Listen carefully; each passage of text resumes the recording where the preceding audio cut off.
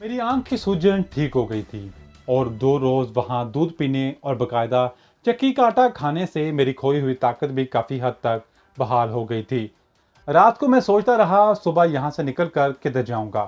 जाहिर है मेरी मंजिल अहमदाबाद शहर ही था जहां हमारा मोटर मैकेनिक एजेंट मौजूद था। मगर इस तक पहुंचने में बेशुमार खतरात हायल थे। फौज और पुलिस जगह जगह मेरी तलाश में फिर रही होगी। अगरचे मैंने अपना लिबास तब्दील कर लिया था, फिर भी शक्ल से बड़ी आसानी से पहचाना जा सकता था। लेकिन इस झोंपड़े में भी ज्यादा देर नहीं ठहर सकता था। यही सोचते सोचते मुझे नींद आ गई। आंख खुली तो किसी के हाथ की उंगलियां मेरे बालों में कंघी कर रही थी। नारियल के तेल की खुशबू मेरे नथनों में घुस रही थी। मैंने पू फटने के नीम अंधेरे में एक औरत के चेहरे को देखा। ये वही हिंदू सुलक्षी थी। मैं जल्दी से उठ बैठा। वो पीछे हट गई। मैंने इससे चप्पल के बारे में पूछा तो इसने ठंडा सांस भरकर कहा, तुमने कभी कोई दूसरी बात नहीं की। अरे तुम कैसे मर्द हो, लाई हूं तुम्हारे लिए चप्पल, ये रखी। मैंने चप्पल पहनकर देखी। वो मुझे छोटी थी। मेरे लिए दूध और रोटी लाई थी। इसने अपनी साड़ी के पल्लू को खोला और इसमें से 5 रुपए का तय किया हुआ नोट निकालकर मुझे दिया और बोली, ये मैंने अपने मर्द की बास्केट से तुम्हारे लिए निकाला था, तुम्हें इसकी जरूरत पड़ेगी। वो चुप हो गई। मैं दूध के साथ रोटी खाने लगा। 5 रुपए लेकर जेब में रख लिए। मैंने इससे कहा, अब जाओ क्योंकि थोड़ी देर बाद मैं यहाँ से निकल जाऊंगा। मेरे जाने के बाद किसी से मेरा जिक्र ना करना, नहीं तो तेरा बच्चा नहीं होगा। इसने सहम कर अपने मुंह पर हाथ रख लिया। किसी से कुछ नहीं कहूंगी। मुझ पर भरोसा क्यों नहीं करता? मैं किसी कोई ऐसी वैसी नारी नहीं हूं। अब कह देना तूने मुझसे अपनी ख्वाहिश पूरी कर ली है। मैंने दोबारा इस जुमले को दोहराया। वो बड़ी खुश हो गई। मैंने कहा, अब तू चली जा। वो जाते हुए हिचकिचा रही थी। जब मैंने इसे दूसरी बार डांट कर कहा तो वो जैसे बादल नखवास्ता साड़ी संभालती उठी और मुझ पर एक निगाह नापसंदीदा डालकर झोंपड़ी से निकल गई। इसके जाते ही अपनी जगह से उठ खड़ा हुआ। झोंपड़ी के दरवाजे को जरा सा खोलकर बाहर देखा। पू फट रही थी। मशरकी उफ के जानब से आसमान पर धुंधली नीली रोशनी का गबार आगे बढ़ रहा था। दरख्तों उजाड़ियों में रात के आखिरी साए अपने दामन को समेट रहे थे। मैंने दरवाजा आहिस्ता से खोला और अल्लाह का नाम लेकर बाहर निकलकर इस छोटी सी पगडंडी पर चल पड़ा जो झोंपड़ी वाले दरख्तों के झुंड से कच्ची सड़क की तरफ जा रही थी। मैंने हिंदू औरत सुलक्षी से रास्ते की एक तफसील मालूम कर ली थी। कच्ची सड़क चाय के बागात के पीछे से होकर इस बड़ी सड़क की तरफ जाती थी जो जन्नतुती खार नामी कस्बे के पहलू से होती हुई अहमदाबाद जाती थी। मैं मुंह अंधेरे के दुदलके में चाय के बागात के पीछे से होकर ननुती खार जाने वाली सड़क के बगल में आ गया। सड़क पर चढ़ने में खतरा था। वहां से कभी कभी कोई ट्रक गुजर जाता। यह बड़ी सड़क थी और अहमदाबाद को जाती थी। इस सड़क के साथ साथ कुछ फासले पर रहकर खेतों में चलने लगा। नानुती खार के कस्बे तक पहुंचते पहुंचते सुबह हो गई। खेतों में किसान काम करते नजर आने लगे। मैंने जनेबों की तरह सफेद धोती बांध रखी थी। कुर्ता भी सफेद था, पाँव में चप्पल थी, मगर शक्ल वही थी और पहचाना जा सकता था। दाढ़ी के बाल बढ़ आए थे।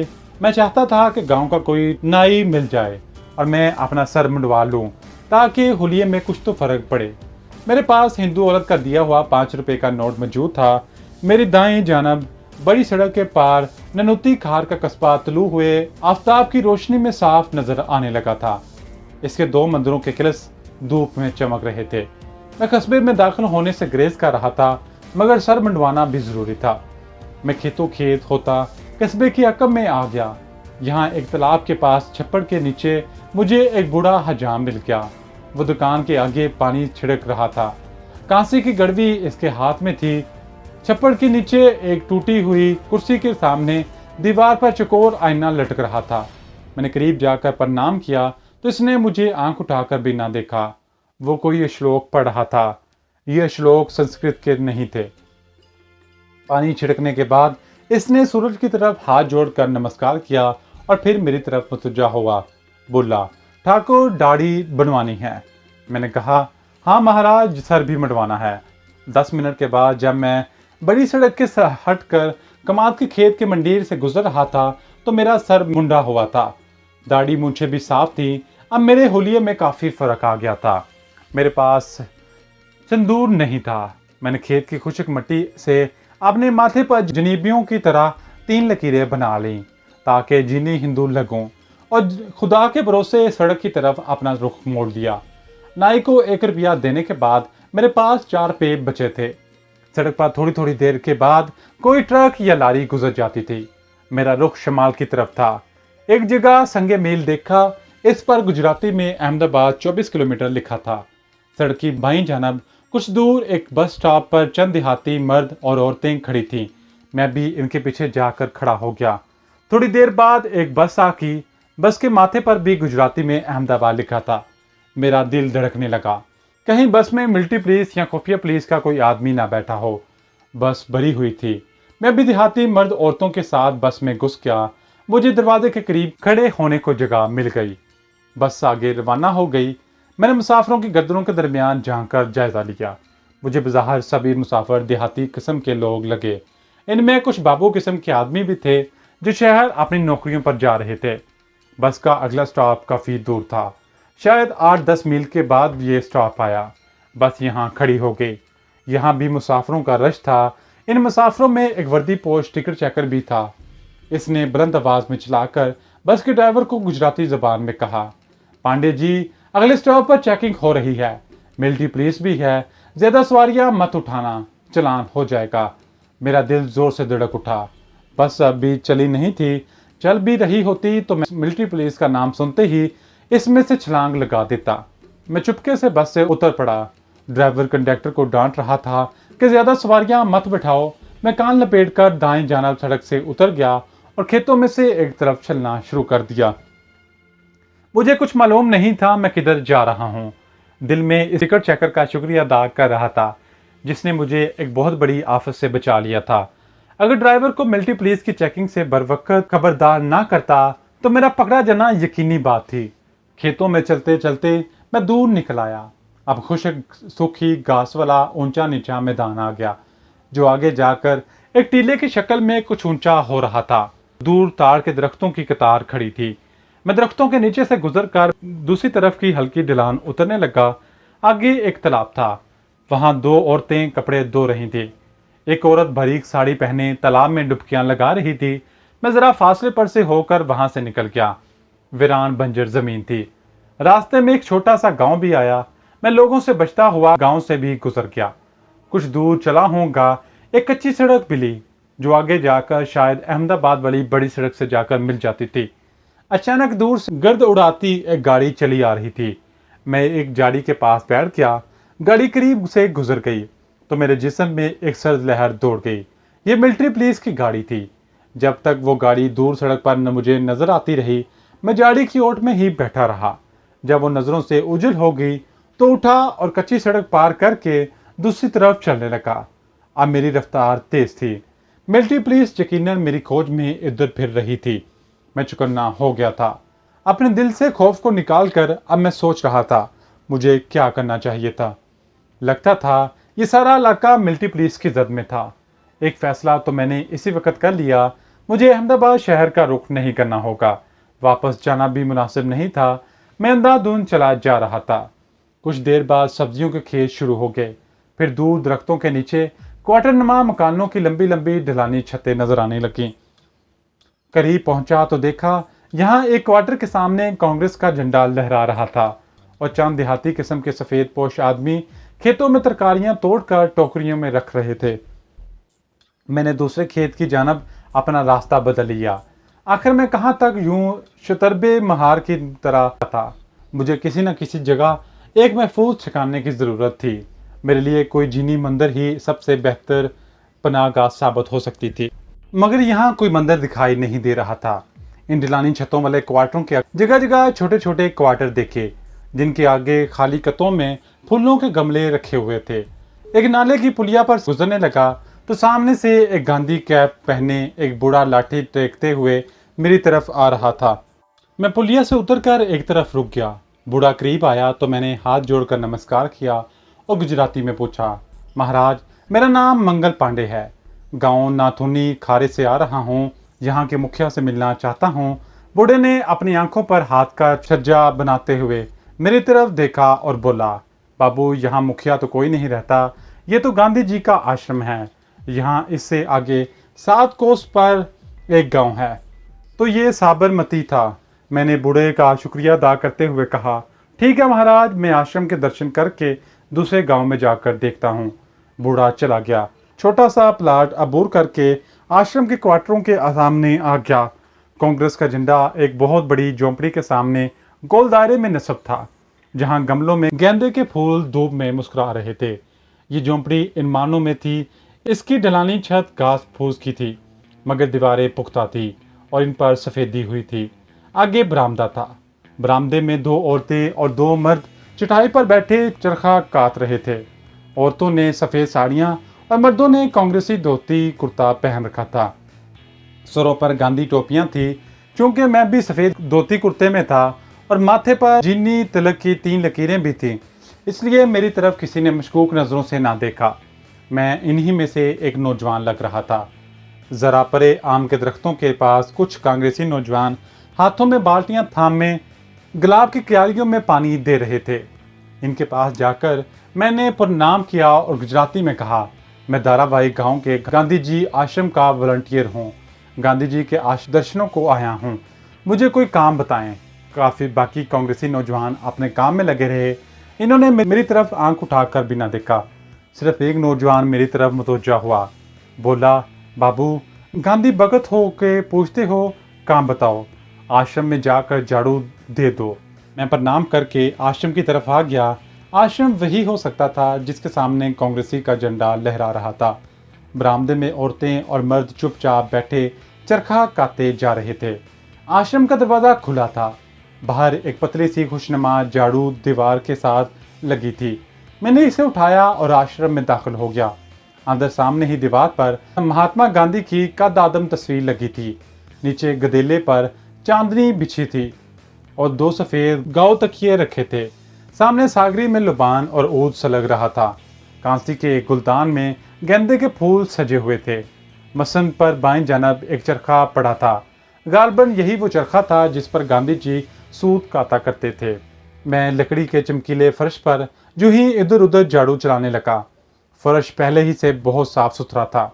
झाड़ू देने के बाद मैंने इसे बरामदे में अपनी जगह पर रख दिया और बरामदे में एक तरफ होकर जिन्हीं जोगियों की तरह 4 जानू होकर बैठ गया। गोया मैं ज्ञान ध्यान में मुँह हो गया था, लेकिन मेरी होशियार और तेज नजरें चारों तरफ का जायजा ले रही थी। इतने में गांधी भक्तों की एक खद्दर पोश टोली ढोलक और गड़तालियां लेकर वहां पहुंच गई। इनमें और लड़कियां भी थीं। आश्रम में जाकर इन्होंने गांधी जी का मनपसंद भजन गाना शुरू कर दिया। यह भजन मैंने ऑल इंडिया रेडियो से कई बार सुना था। बरामदे में जो मर्द और औरतें सूत काट रही थीं, वो भी अंदर चली आईं। दूसरे क्वार्टरों से भी कुछ कांग्रेसी खद्दर पोश भजन की आवाज सुनकर वहां आ गए। इनके साथ मैं भी अंदर जाकर भजन गाने वाली मंडली में शामिल हो गया। मैं भी हाथ बांधे और सर हिला हिला कर सबके साथ भजन गाने में लगा। किसी ने मेरी तरफ ध्यान नहीं दिया था। औरतें, मर्द और एक दूसरे के साथ लगे इकट्ठे ही बैठे थे। मैं भजन के अल्फाज दोहराते हुए दूसरे लोगों की तरह दाएं बाएं हिल रहा था। मेरी दाएं जानब एक सफ़ेद साड़ी वाली लड़की बैठी थी। मैंने भजन गाते गाते कुन अखियों से लड़की का जायजा लिया। ये एक दुबली पतली लड़की थी। बालों की मांग दरमियान से निकली हुई थी। साड़ी के पल्लू से आधा सर ढका हुआ था। पल्लू के अंदर गर्दन पर जूड़े में लगे रत्नागिरी के सफेद फूल नजर आ रहे थे। नाक सतवा थी। रंग जर्दी माइल सांवला था। कानों में नीले बूंदे पहने हुए थे और होंठों पर कोई लिपस्टिक नहीं लगी थी। वो हाथ जोड़े बड़ी अकीदत से अपनी बरीक आवाज में भजन के अल्फाज दोहरा रही थी। शक्ल सूरत से साफ आयाम था कि यही गुजराती लड़की है। मैंने इसकी तरफ से ध्यान हटा दिया। भजन खत्म हुआ तो एक मोटी औरत साड़ी का पल्लू संभालती भक्तों में शराब तकसीम करने लगी। ये सफ़ेद मीठे मखाने थे। साथ में गुलाब के सुर्ख फूलों की पत्तियां भी थीं। मैंने भी झोली में अपने हिस्से का शराब ले लिया। मेरे साथ बैठी हुई लड़की, जो मोटी औरत ने मखाने देते हुए कहा, अरे शोभा, तुझे तो बुखार था, अब कैसी हो? लड़की ने जरा सा मुस्कुरा कर कहा, अब अच्छी हूँ मौसी। मोटी औरत इसके हाथों में शराब के मखाने डालने लगी तो वो 2-4 मखाने गिर पड़े। मैंने मखाने उठाकर लड़की के हाथ में रखे तो उसने पहली बार मेरी तरफ देखा और बोली, धन्यवाद श्रीमान जी। मैंने प्रणाम किया। भजन मंडली से लोग उठकर बाहर जाने लगे। मैं भी आश्रम से निकलकर बाहर बरामदे में आकर एक तरफ हटकर बैठ गया। मैंने दुबली पतली लड़की शोभा को देखा कि अपनी किसी सहेली के साथ आश्रम के क्वार्टरों के बीच में जो रास्ता जाता था इस तरफ चली जा रही थी। वो निगाहों से उजल हुई तो मैं एक बार फिर अपने ख्यालात में डूब गया। मेरा अहमदाबाद पहुंचना बहुत जरूरी था। वहां से मुझे सुल्तानगंज डाकू की तरफ कूच करना था ताकि नूरीन को बहिफाजत अपने साथ लाकर अहमदाबाद वाले अपने एजेंट के हवाले करके कम से कम एक फर्ज से तो सबकदोश हो जाऊं। एक बात का मुझे शिद्दत से एहसास था कि इस सारे इलाके में मिलिट्री और सिविलियन पुलिस के आदमी फैले हुए हैं और मेरी तलाश में हैं और मैं यूं ही मुंह उठाकर अहमदाबाद की तरफ रवाना नहीं हो सकता था। साबरमती के आश्रम में मुझे एक तरफ से ठिकाना मिल गया था।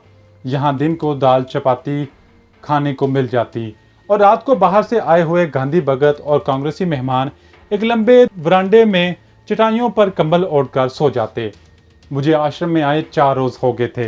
एक रोज दिन के 10 बजे के करीब वहां कुछ शोर मच गया। मैं छोटी बगीची में कुछ कांग्रेसी वर्करों के पास बैठा गीता पाठ सुन रहा था। साबरमती के कस्बे वाले क्वार्टरों की तरफ से एक लड़का दौड़ता हुआ आया और घबराया हुआ था। इसने आते ही अपने चाचा से कहा, बाबूजी, शुभा के पिता को सांप ने काट लिया है। मेरे कान खड़े हो गए। ये शुभा वही दुबली पतली लड़की थी जो भजन मंडली में इस रोज मेरे पास बैठी थी। वर्करों में अफरा तफरी सी मच गई थी। किसी ने कहा इसे अस्पताल ले चलो, किसी ने कहा किसी मांदरी को बुलाओ, कोई आश्रम की डिस्पेंसरी की तरफ दौड़ा। मैंने आगे बढ़कर लड़के से कहा, मुझे शुभा के घर ले चलो। वो मेरे आगे आगे दौड़ने लगा। मैं भी लंबे लंबे डग भरता कस्बे की तरफ चला। साबरमती का कस्बा महज साबरमती के गांधी आश्रम की वजह से आबाद हो गया था। ये इतना बड़ा कस्बा नहीं था, लेकिन वहाँ जितने भी मकान थे वो सब के सब जदीद वज़ा के बने हुए थे। हर क्वार्टर के आगे बगीचा था जिसमें केले और शरीफे के दरख्त भी उगे हुए थे। शुभा के घर के बाहर भी लोग परेशानी के आलम में खड़े थे। मेरी जेब में सुधा रंगनी के सांप बेटे का मनकाब मौजूद था। मैं क्वार्टर के बागीचे में से गुजरकर बरामदे में आया तो शुभा को घबराई हुई हालत में देखा कि एक कमरे से निकलकर दूसरे कमरे की तरफ जा रही थी। इसने मुझे नहीं देखा था। शुभा का 1.5 उम्र बाप कमरे में पलंग पर इस हाल में पड़ा था कि औरतों और रिश्तेदारों ने इसे घेर रखा था और एक वेद इसकी टांग पर रस्सी बांध रहा था। मालूम हुआ कि सांप ने इसकी रान पर डसा था। रान से लेकर पंडली तक 3 जगहों पर पहले ही से रस्सियां बांधी हुई थीं। शुभा के बाप पर गनुदगी तारी थी और ये कोई भी नहीं कह रहा था कि इसे सोने ना दे, जो कि बहुत जरूरी बात होती है। मुझे आते देखकर वेद और औरतों ने ताजुब से देखा। मैंने कहा, मैं बाबूजी का इलाज करूंगा, मेरे पास सांप के जहर का तोड़ है। सब जरा परे परे हट गए। मैंने देखा शुभा के बाप की टांग का रंग नीला पड़ गया था। मैंने जेब से स्याह मनका निकालकर रान पर जहां सांप ने काटा था वहां मनके को आस्था से रख दिया। हर कोई आंखें खोले इस मनके को तक रहा था। मनके के सांप के जहर को चूसना शुरू कर दिया था और वो आहिस्ता आहिस्ता फूलने लगा। इसे फूलता देखकर हर एक के चेहरे पर इत्मीनान की लहर दौड़ गई। वेद ने अपनी पसंदीदगी का इजहार किया। बोला, इन मनकों से कुछ नहीं होता भाई जी, ये तो मांदरियों के ढकोसले होते हैं। मैंने कोई जवाब ना दिया। मेरी आंखें सुधा रंगनी के मनके पर लगी थी। वो बराबर फूलता जा रहा था। जब वो फूलकर बड़े बड़े आलू जितना हो गया तो अपने आप सांप के कांटे के जख्म से नीचे गिर पड़ा। मैंने इसे उठाया और इसे दबाकर इसके अंदर भरा हुआ सांप का जहर फर्श पर झाड़ दिया। अब शुभा भी वहां आ गई थी और अजीब एहसानमंद निगाहों से मुझे देख रही थी। जिस्म से जहर बाहर निकल गया तो शुभा के बाप ने आंखें खोल दी। इसी वक्त मैंने गर्म दूध लाने को कहा। शुभा जल्दी से गर्म दूध से भरा हुआ प्याला ले आई। वो खुद अपने बाप को सहारा देखकर गर्म दूध पिलाने लगी। 15-20 मिनट के अंदर अंदर शुभा का बाप उठकर बैठ गया। मैंने इसकी टांग की रस्सियां पहले ही खुलवा दी थी। अब रान की नलाहट भी आहिस्ता आहिस्ता खत्म हो रही थी। हर कोई मेरे गुण गाने लगा। औरतों ने मुझे महात्मा योगी कहना शुरू कर दिया। मैंने यही कहा कि ये मेरे गुरुजी का दिया हुआ मनका है जो हिमालय की एक गुफा में रहते हैं।